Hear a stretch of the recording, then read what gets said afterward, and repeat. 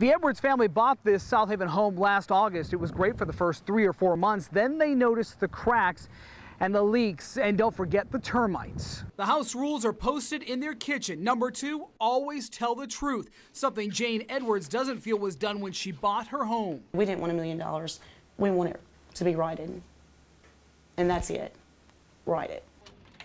The Edwards say the foundation has water leaking from it due to polybutylene pipes that were recalled 16 years ago.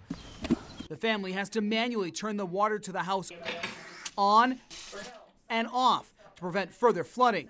There are huge cracks in the facade and in the foundation.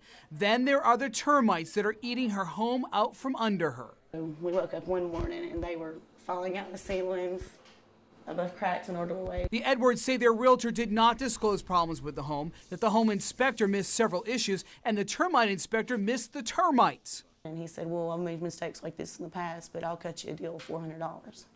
So needless to say, it was get out.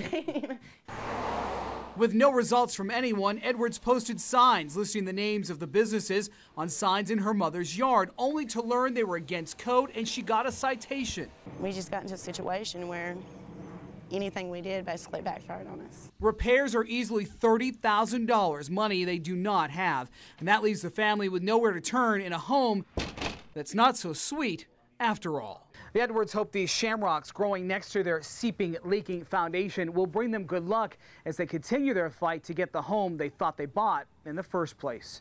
In South Haven, George Brown, Action News 5.